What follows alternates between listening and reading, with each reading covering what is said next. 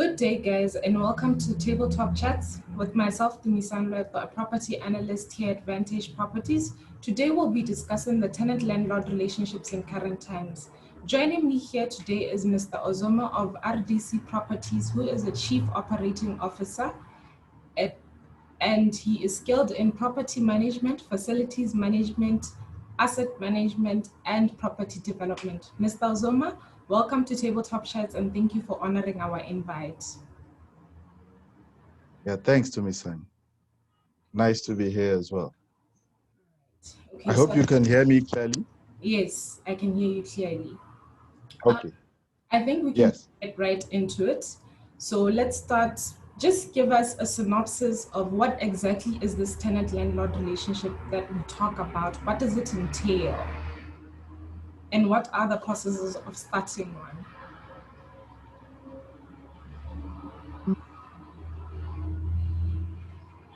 A lot of people have different opinions of their definition of tenant and landlord relationship. In the real context of it, what it basically means is I would see it more like a business partnership relationship between two entities, be it an individual or corporate or large organization, which is primarily governed by a signed contract in principle for long-term leases. And in some instances, you would find out where they enter into informal relationships, which are verbally driven, which in any case, if there is an exchange of a fee, it becomes legally binding on both parties. So in a nutshell, I would probably say that the simplest definition here would be a business partnering relationship between two entities, which there is an exchange of a fee in relation for granting access or possession to peacefully enjoy a real property by the other party, who in most cases would be the tenant or the lessee. That would just be in a nutshell what that definition is.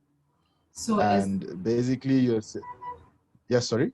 so as the lessee, I'm paying the rent, and you are giving me your property, a possession of your property, so that I can utilize it for a certain period of time. For a certain period of time, yes.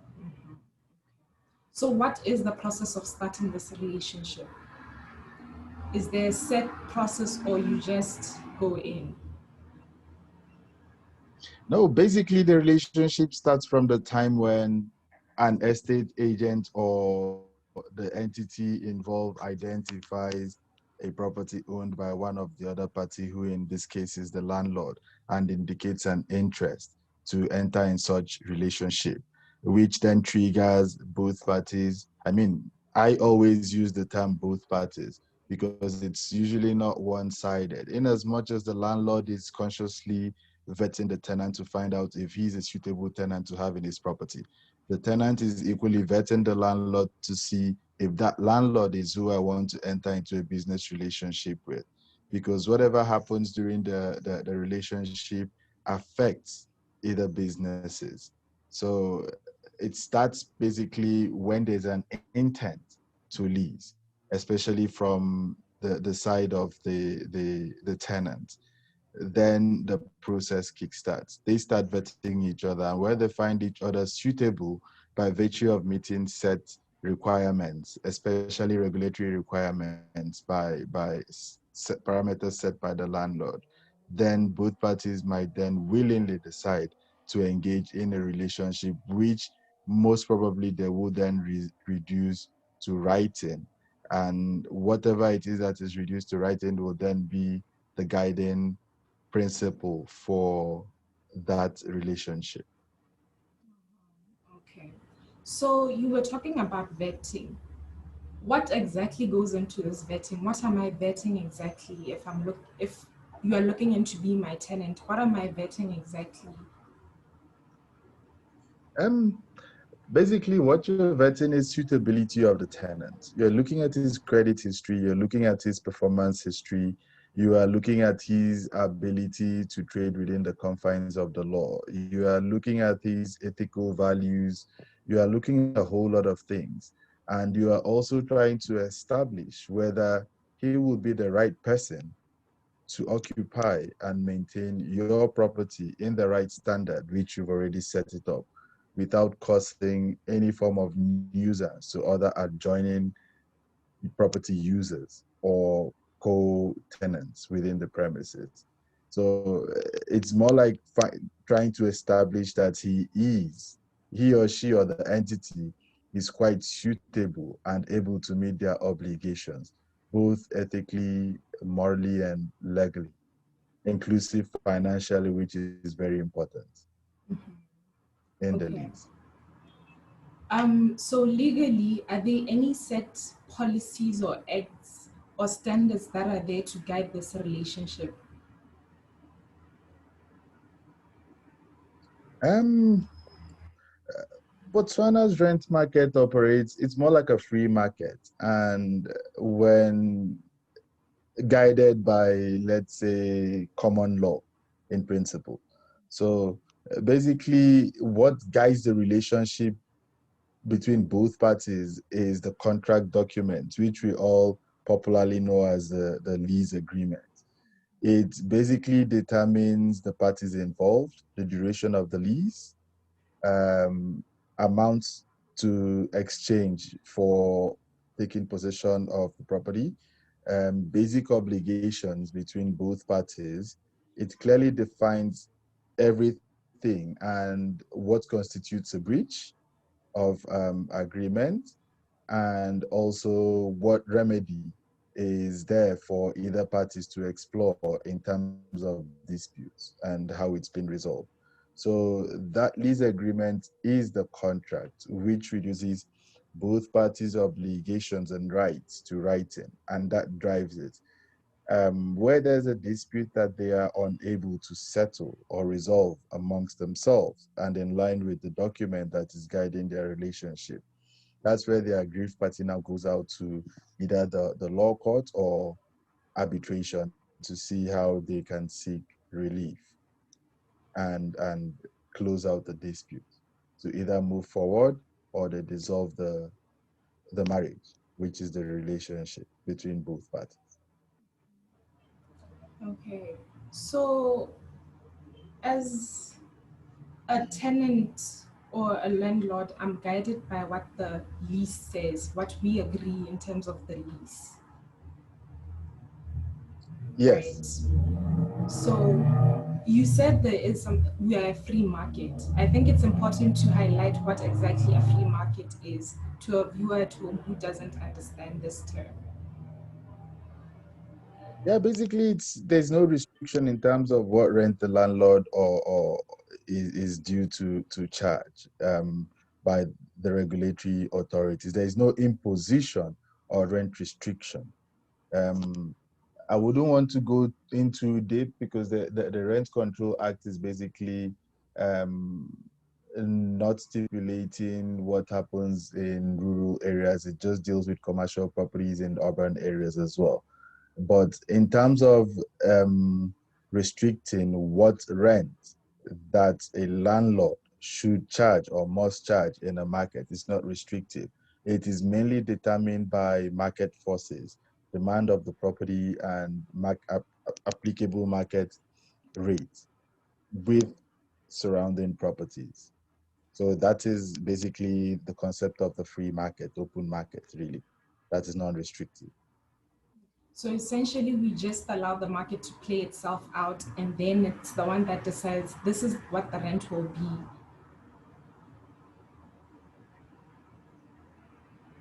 In principle, yes, that's what it is. And you would find out prior to a landlord establishing his rent or basically engaging in any investment, property development, you must have assessed what the free market is by conducting what we usually popularly call a feasibility study. And the feasibility study tells you what is obtainable there. And you decide on what your total development and finance costs will be if the feasibility results of the feasibility delivers reasonable return to the shareholders or the investors, then they can confidently say, I am able to set or trade or sell my space at this certain rate, which is within what the market um, permits. So, as we said, the market is the one that determines how the landlord will charge, but how much of this is actually negotiable? Like, if I set a rent as a landlord, for this is my rent and this is what I want you to pay, can I negotiate as as a potential tenant, or is that what it is? It's what's stipulated, and I have to go with what's stated. Listen at what other factors comes into play. Um, you look at the credibility of the tenant. You look at the term, the duration of the lease he's willing to sign. You look at his past performance in terms of history, and then you decide on whether you would want to. I wouldn't use the word negotiate.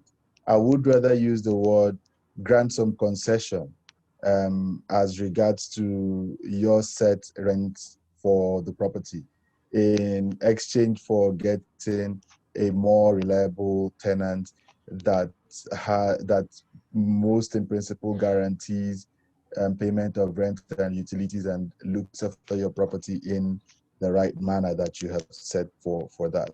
So I would try to move away from the word negotiate so that it doesn't seem like we are basically buying goods in the open market. Rather, um, I'd say concession as a trade-off for getting the right quality tenant in your property. That's the right word I would use. Okay, so it's much better to grant them a concession so that you can get somebody who can stay for a longer period of time and who you know it's the person's guaranteed that they'll pay. And perform all obligations agreed by both parties. Okay, that's lovely.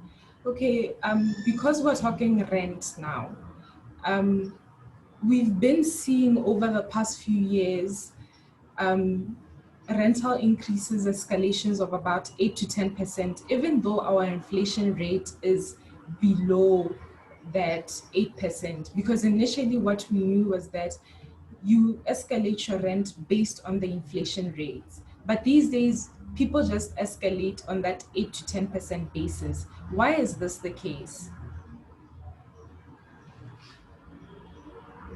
There's this common misconception in the market where you have some tenants getting either wrong or right advice, I might say. Um, yeah, different modes of escalation, especially when you're thinking of the indexed escalation method, which basically relates to what you would call um, aligning rent escalation to CPI. But what's most important there is you would need to appreciate the fact that cost of owning properties increases beyond what you might term as your CPI escalation. You take, for instance, once we get into the new year, because we are more like a consuming society, and basically we depend more on imports. Um, Cost of services dramatically increases between that set 8 to 10% or say 17%. Even in some instances, we've had situations where cost of labor increased at 17% in the previous year. And all these cumulates to the cost of services, which the landlord has basically said, this is what I'm going to um, provide in exchange for a certain rent. And when you commit to providing such services, when you are not able to provide that as a result of not being able to break even by um, the rental payments that you've decided to charge, whether it is fixed or fixed plus additional rent income or whatever model that you choose, then it becomes a problem. So tying it to CPI is very, very unrealistic in most cases. Uh, it's not really commensurate with the cost of increase in property ownership cost, which basically translates to the cost of providing services to the occupiers of the premises which you've entered into an obligation and lease with. So we have to take into account other factors that are there that might apply to this rent escalation. Yes, because those are the things you consider while fixing your rent. And when both of them, when all of them start shooting up, in any case. I mean, you take COVID, for instance. Nobody ever did foresee that we would have anything called coronavirus Yes. in the market. And um, logistics costs, they are way off the roof if you're even able to source what you really need, both in terms of physical services and direct materials. So basically, when it's a culminating factor, even inclusive of what the market says in terms of rental. Some you would find some landlords also decide they want to catch up with what the market rate is by either improving their property by either through renovations or whatever means that they want to make sure that they meet certain quality in the market, especially when they've dropped way, way below what the market rent is. So basically it's a bit of both. It's not a single factor. That's why tying it to CPI is not an objective way of deciding an escalation to be applied in the property. So from your objective point of view, what would you use to determine how to escalate other than CPI? You see, I've just mentioned a couple of factors that you need Mm, to consider. yeah. CPI, which is the economic factor, also is one of the factors that you need to consider as well. You'd find the rates are there that you must still have to pay. You find out there's some property improvements that you must do on, say, 3 4 years basis, which basically does not translate to, is not a rechargeable cost to the tenant, just to keep the property um, at the right standard that basically you would want it to be. So basically, it's it's it's it's a general kind of cumulative consideration that you would have to give. And make no mistake, the economic indices is one of them. It can equally not be neglected as well. But the thing is, you'd find out what people say would be the reasonable escalation will be between 7.5% to 10%, so that I mean the businesses can still stay afloat. That's more like a generic factor that people have in their head, or basically it helps it helps tenants understand or say this might be the ceiling of escalation where I could get into. And you can even get into a lease that you find escalation going beyond 10%. So it's not a compulsory fact that it has to be between 8 and 10%. If, let's say, for instance, theoretically speaking, this is I'm not making reference to any particular property.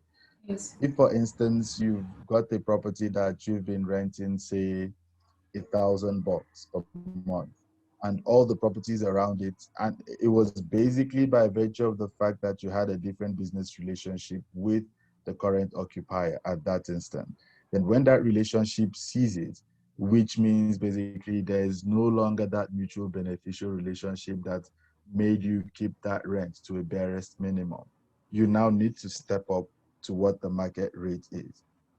Obviously, you're going to escalate it to a certain rent, which basically might even be up to 20%. So practically the onus then lies on the tenant at that point in time to say, yes, I understand it appears quite unreasonable, as the case may be, but it is what it is. You've just aligned me to what the market factor is. Um, that's when they can then decide to throw some other carrot to you to see if you can grant a different concession to giving them more of a reduced escalation. So if you're too far off from the market, there is no rule that says you are not allowed to bring your property to the right rental because it's going to be more than 10% or 8% escalation. There is no Okay. fixed law or rule that says that. Okay, so speaking of COVID, this is something that caught us all off guard. So now we're in a position where tenants and landlords, tenants are evicted by landlords or they are not paying rent. What is the procedure? If can tenants be evicted during this period of state of emergency, and do they have to pay rent considering the period that we're in?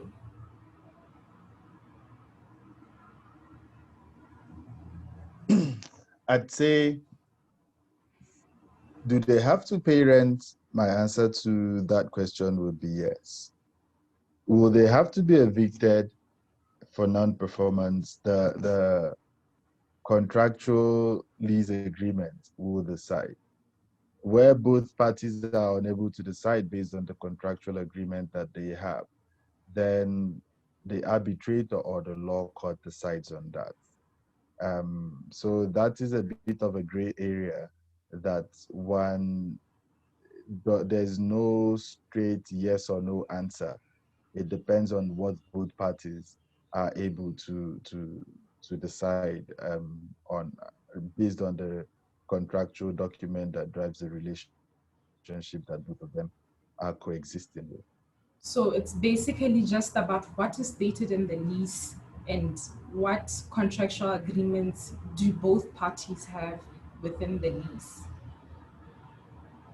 Yes, because we are both obliged to perform our obligations that we've pledged to each other in the lease. I mean, you can say that it's a state of emergency. You would stay in my property in the landlord's property for 12 months, 2 years, not paying rental because you don't have money. It's it's it's beyond. It's not within the confines of the agreement that you have signed. So basically, um, the dispute resolution method in that document will probably kick in for the aggrieved party to seek some relief. So that would be what would drive that situation. A lot of times we've had tenants say that the landlord has locked them out of the house simply because they didn't pay rent. Is this supposed to be done? Is this how we're supposed to do things, or is there a certain route that we're supposed to take? Um, that issue is a very difficult one. Ideally, every landlord should be a law-abiding landlord, and every landlord should abide by what the common law um, provisions are. And every landlord should make sure they go through the right dispute resolution method or practice or procedure that they have established amongst themselves. Um, it's it's it's it's a difficult answer for me to give to you.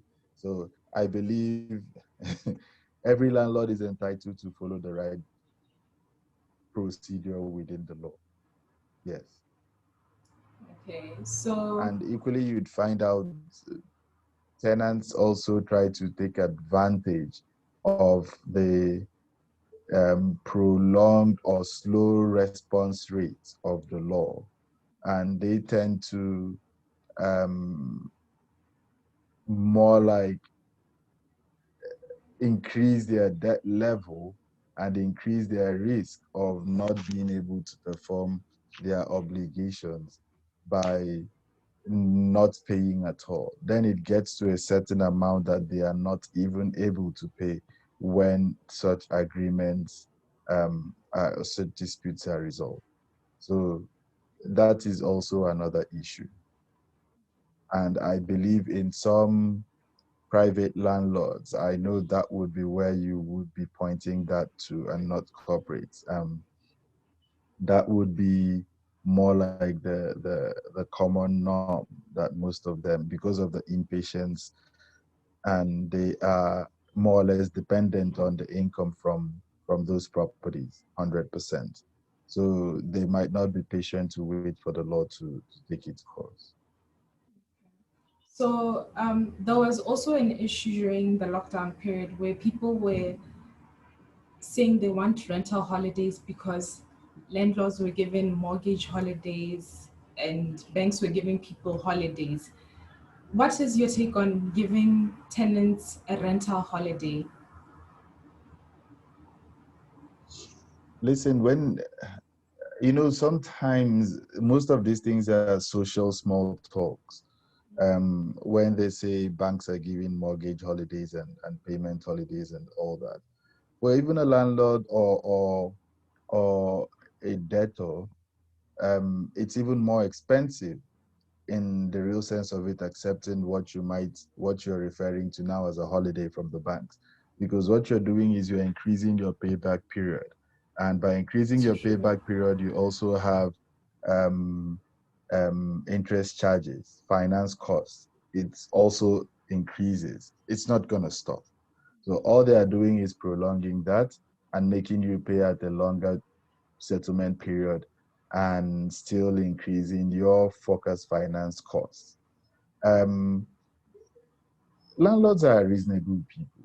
And basically, you'd find out if a tenant is always reasonable and performs their obligations to the landlord, and the landlord doesn't see them as someone taking a undue advantage of an already bad situation, then what is applicable in the lease agreement should prevail. You'd find some instances, yes, landlords can give what is called a rent holiday, but it depends on what you define as a rent holiday. Rent holiday can be a deferred payment, like they have in some instances gotten from the banks. So you might just say, I'm not going to hassle you to pay for the next 1, 2 months, but I'm going to defer that payment for you to settle it within the next 4 to 6 months, effective from a certain period of time. Then when that happens, you'd find a tenant saying, no, but that's not what I meant as a rent holiday. They need to be clear with what they're asking for. Is it a complete waiver or a rent holiday? So when you say rent holiday, they can define it in very many different forms. So, but if it's in terms of paying the rent, yes, it is the tenant's obligation to pay the rent during that period. How both parties decide to collect it and when will be up to both of them to decide. It will be more like an amicable um, discussion between the landlord and the tenant, because I believe they would always reach a resolution for that if they've been having good relationships together. I think the most important thing to note about this relationship is clarity, because from what I've been hearing, it's your lease has to be clear. How you go about things, who's Yeah, paying for what, it all has to be clear so that we have a good relationship as both a tenant and a landlord. yeah, that's why I always emphasize that whatever discussions you have must always be reduced to writing. And both parties must make sure that the lease agreement clearly stipulates things as much as reasonably possible.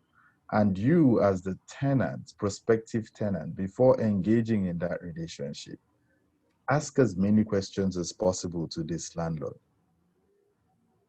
The most stupid question, throw it out there to get clarity for avoidance of doubt. So throw out as many questions as possible. Review the lease agreement before you sign it. Because once it signs and it becomes operational, then you've got no Okay. reason to say I did not know. Yeah, ignorance is not an excuse at that point, because you must have had the lease for like a day or two or even a week or a month before you've decided to sign. So basically, at that point, we believe the lease must clearly define or stipulate what has to be in the agreement for both parties. I think because now time has left us, the last thing you could touch on is maintenance, because you did highlight a bit of it when we were talking about the whole procedure of starting the landlord relationship. Who's paying for which type of maintenance? Who pays for what and who doesn't pay for what? Because oftentimes you hear people say, oh, the sewer is not working, the geyser is not working, and then the landlord says, no, but you're the one who's supposed to fix that. So who's supposed to fix what? Listen, it depends on what obligation and type of lease you are signing. And it depends on what you've agreed with the landlord prior to taking occupation. And these things are clearly defined, from things as little as changing the light bulbs to fixing the locks and door mechanism and all that. In some instances, you would find out tenants mistakenly or habitually blocking um, soil drainage points by virtually trying to dispose on unrelated or unwanted items through an irresponsible means. And it causes regular blockage. And you would want the landlord to constantly come to deal with the tenant's negligence at his own cost, which is quite an unreasonable thing to ask. But where the tenant, it's agreed that he would be responsible for unblocking drainages, fixing things that are not concealed plumbings and hard fixtures that are susceptible to damage by tenant's negligence or misuse, or either by him or by anyone that they bring into the property.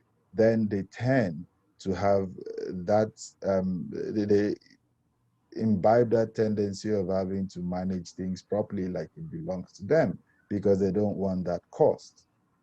So where everything is passed on to the landlord, you will then be prepared to pay a fee for that, be it a fixed fee or an adjustable fee, depending on occurrence or call out fee or whatever. Somebody has to pay because it's a cost that nobody is anticipating. So sometimes it's a deterrent by choosing to have the tenant deal with most of the things. And sometimes it's a common norm for tenants to deal with it. But where you have major structural modifications in the property that is warranted by virtue of unforeseen circumstances between both parties, then it's a landlord issue. If it's a core defect in the property, you will not expect the tenant, by virtue of paying his or her rentals, to come and start fixing or rebuilding your property for you. But the Okay. normal fixtures and plumbings and FF&Es, yes, it's usually um, it's practically a tenant's cost, but it's not compulsorily for the tenant. It depends. I think there's a problem with the Wi-Fi now or something. But anyway, Mr. Ozoma, I think we've come to the end of our chat. It was quite informative. I think the viewers at home will enjoy it as well. Mr. Ozoma, thank you so much for joining me. And please do tell the people where they can contact you or find you. Social media or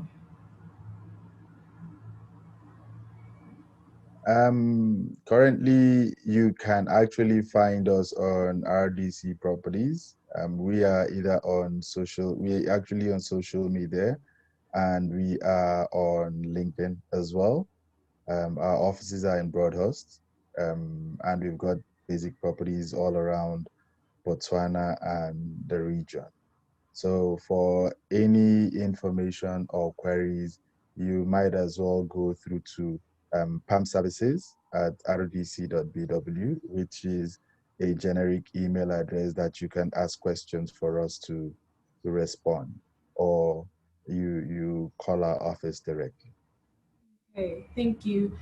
And for Vantage Properties, you can find us on Twitter at @InfoVantage. On Facebook and YouTube, it's Vantage Properties, and our website is www.vantageproperties.com. And if you have any comments or suggestions, please do note them down below and we'll get back to you. Thank you so much, and until next time, goodbye. Thank you. Bye, Tumie-san. Thank you, sir.